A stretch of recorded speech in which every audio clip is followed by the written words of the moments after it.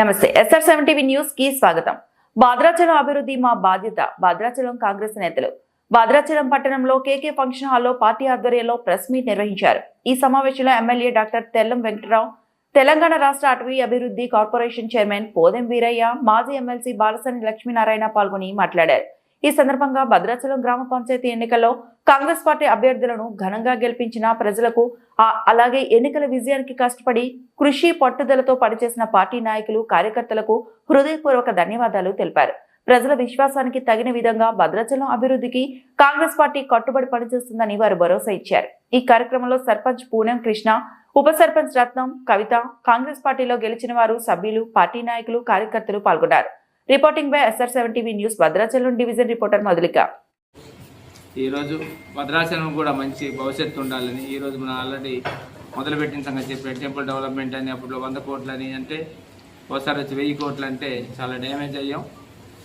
ఆ డ్యామేజ్ కూడా ఆ వ్యక్తులకు డ్యామేజ్గా నేను చెప్పాను. ఇక్కడ ఆ పార్టీ ఏదైతే వాగ్దానాలు చేసిన పార్టీ గెలవాలని చాలా కష్టమని చెప్పినాను. ఎందుకంటే నేను అనుభవించున్నాను. అందరూ ప్రతి ఇంటికి వెళ్తే కూడా ఇదే ఆటంకం వచ్చేది నాకు. ఈరోజు నిజంగా సునాయాసంగా ఎన్ని ప్రాబ్లం ఉన్నా సరే అన్నట్టుగా కొన్ని ప్రాబ్లం మీ క్యాండిడేట్ ఇలా అలా అన్నా కానీ ఈరోజు ప్రజలు చట్టం కట్టారు. ఎందుకంటే కాంగ్రెస్ పార్టీకి అంత వాళ్ళ ఆశీస్సులు దీవించారు. ఎందుకంటే మన ప్రభుత్వం వచ్చిన వెంటనే ఈరోజు భద్రాచలం మొదలుపెట్టాం, టెంపుల్ మొదలుపెట్టాం. ఒక సాంప్రదాయం ఉండేది. మనం నవమికి శ్రీ సీతారామచంద్ర స్వామి కళ్యాణానికి ఖచ్చితంగా అంతకుముందు గతం ఉన్న ప్రభుత్వాలు కూడా అప్పుడు చంద్రబాబు నాయుడు గారు ఉన్నప్పుడు కానీ, రాజశేఖర రెడ్డి గారు ఉన్నప్పుడు కానీ మనం ఎప్పుడైనా తలంబ్రాలు తెచ్చేది ఆనవాయితీ. మేమందరం కూడా చిన్నప్పుడు ఉన్నప్పుడు మనందరం ఉన్నప్పుడు ముఖ్యమంత్రి గారిని చూడాలని ఆ నవమికి వస్తారనే ఉద్దేశంతో ఆ పట్టు వస్త్రాలు తెచ్చే దాంట్లో కానీ, ఆ ముత్యాల తలంబ్రాలు తెస్తారనే దానికి ఆ రోజు ముఖ్యమంత్రి గారిని చూడడానికి ఇక్కడికి వస్తూ ఉండేవాళ్ళు. అలాంటి సాంప్రదాయం తెలంగాణ వచ్చిన తర్వాత పోయింది. తర్వాత నేను మళ్ళీ ఎన్నికైన తర్వాత మళ్ళీ బాగా అడిగాను, ఇలా ఉంటుందండి అంటే ఖచ్చితంగా వస్తారని ముఖ్యమంత్రి గారు ఆల్రెడీ మన భద్రాచలం 2 సార్లు వచ్చారు. ఇందిరమ్మ ఇల్లు లాంఛనానికి కూడా క్యాబినెట్ మొత్తం తీసుకొని వచ్చి ఇక్కడే లాంఛనం జరిగింది.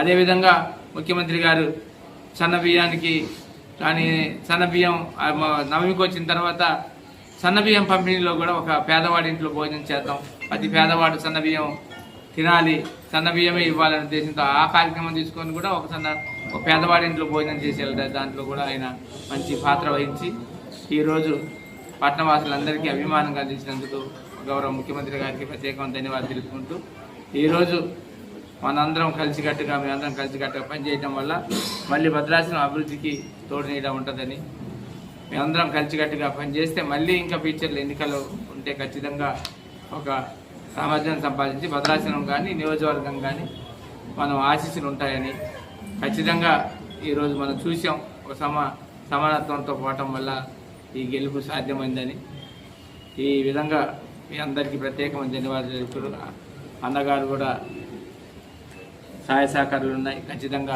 నూతనంగా భద్రాచలం గ్రామ పంచాయతీ ఎన్నికల్లో కాంగ్రెస్ పార్టీ విజయడంక మోగించిన తర్వాత మరి ప్రెస్ మీట్ ఏర్పాటు చేయడం జరిగింది. దీనికి గౌరవనీయులు మాజీ శాసనసభ్యులు, ఇప్పుడు forest development corporation chairman Podem Veeraiah గారు, అదేవిధంగా గౌరవ శాసనసభ్యులు తెల్ల వెంకటరావు గారు, నూతనంగా మీ అందరి సహకారంతో, ప్రజల సహకారంతో, శ్రీరామచంద్రుడి ఆశీస్సులతో గ్రామ సర్పంచ్గా మరి మొదటి పౌరుడిగా ఎన్నికైనటువంటి పూనం కృష్ణ గారు,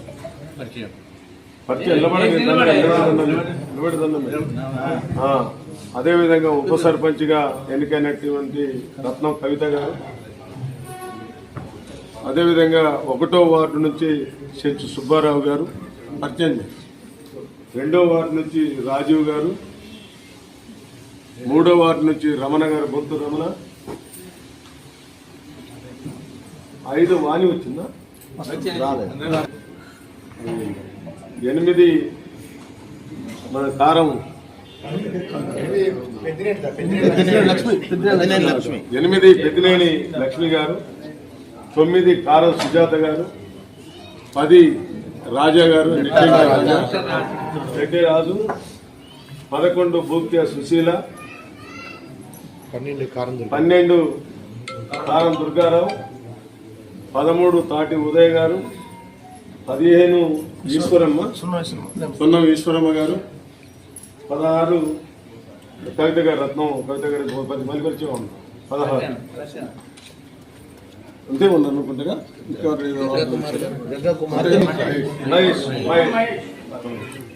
ఇంకా మిత్రులు ఒక వాణి గారు రాలేదు, భూలక్ష్మి గారు, 17 భూలక్ష్మి గారు ఇద్దరు రాలేదు. Okay okay okay. ఇట్లా మా సభ్యులు 16 మంది వార్డు సభ్యులు నెగ్గడం జరిగింది. అటు ఎమ్మెల్యే గారు, ఇటు మాజీ శాసనసభ్యులు, ఇప్పుడు చైర్మన్ గారి సహకారంతో భద్రాచలం ప్రముఖులు, వ్యాపార వర్గాలు కావచ్చు, లేకపోతే మిగతా ఉన్నటువంటి కార్మికులు కావచ్చు, గిరిజనులు, గిరిజనేతరులు అందరూ